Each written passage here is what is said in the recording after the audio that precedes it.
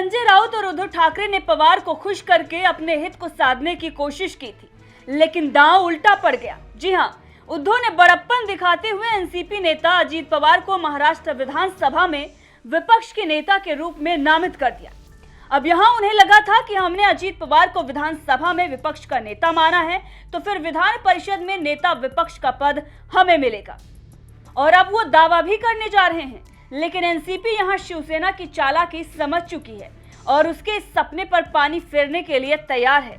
शिवसेना का कहना है कि उसके पास विपक्षी दलों में सबसे अधिक सीटें हैं और इसीलिए परिषद में नेता विपक्ष शिवसेना से ही होगा।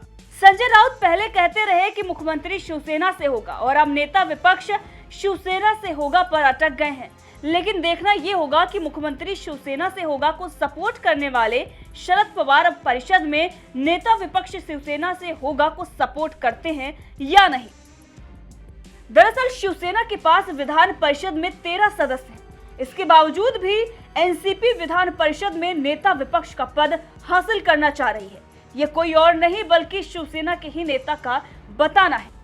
शिवसेना के नेता का ये कहना है कि एनसीपी विधान परिषद में भी नेता विपक्ष का पद हासिल करना चाह रही है, क्योंकि शरद पवार के पास भाजपा से मुकाबले के लिए एकनाथ खड़गे जैसे अनुभवी नेता हैं।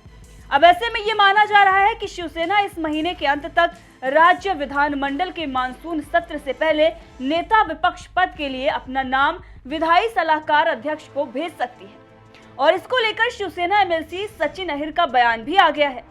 उन्होंने इसको लेकर बयान देते हुए कहा है कि हम सरकार में नहीं हैं और शिवसेना के पास विपक्षी दलों के बीच परिषद में सबसे अधिक सदस्य हैं।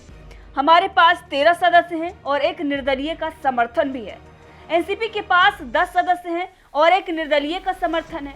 इसीलिए शिवसेना दावा पेश करेगी और पार्टी अध्यक्ष उद्धव ठाकरे इस बारे में विधान परिषद के अध्यक्ष को पत्र भेजेंगे। शिवसेना के करीब 40 विधायक मुख्यमंत्री एकनाथ शिंदे के खेमे में शामिल हो गए हैं, जबकि अधिकांश एमएलसी अभी भी उद्धव खेमे के साथ हैं। लेकिन शरद पवार की नजरें विधान परिषद और विधानसभा दोनों पर है और शिवसेना के इस सपने पर पानी फिर सकता है। संजय राउत और उद्धव ठाकरे फूक फूक कर कदम तो रख रहे हैं, लेकिन हर बार उनकी चाल उल्टी पड़ जा रही है। वैसे देखा जाए तो वक्त जो चल रहा है वो उद्धव ठाकरे का नहीं है, इसीलिए सोच समझकर ही फैसला लेना चाहिए। लेकिन संजय राउत सत्ता और पावर के लालच में कहीं न कहीं वक्त के विपरीत फैसले ले रहे हैं। पहले कांग्रेस और एनसीपी के साथ सरकार बना ली, चलो सरकार तो बना ली, लेकिन उनके ही अनुसार फैसले भी लिए जा रहे थे और यही वजह रही कि जिसके कारण शिंदे ने विधायकों को अपने तरफ कर लिया और महाराष्ट्र में उद्धव की सरकार गिर गई। अब जब उद्धव की शिवसेना सबसे बड़ी बगावत का सामना कर रही है, तो शिवसेना के एक नेता का ही ये कहना है कि एनसीपी विधान परिषद में भी नेता विपक्ष का पद चाहती, लेकिन शिवसेना के लिए भी ये अहम है। यही एक ऐसी जगह होगी जहां शिवसेना मजबूती से अपनी बात रख सकेगी और शिंदे सरकार पर हमला कर सकेगी। विधान परिषद में कुल सदस्यों की संख्या 76 है और सबसे ज्यादा भाजपा के पास है। दूसरे नंबर पर शिवसेना और तीसरे नंबर पर एनसीपी है, वहीं चौथे स्थान पर कांग्रेस है। अब आप समझ सकते हैं कि शिवसेना शिंदे सरकार पर हमला करने के लिए कैसे विधानसभा में नेता विपक्ष का पद गंवाने के बाद विधान परिषद में हर हाल में नेता विपक्ष का पद हासिल करना चाह रही है। अब देखना ये होगा कि कैसे उद्धव और पवार के बीच इसको लेकर घमासान होता है या फिर बात आराम से बन सकती है। बहरहाल इस खबर को लेकर आपका क्या कहना है, कमेंट करके जरूर बताएं।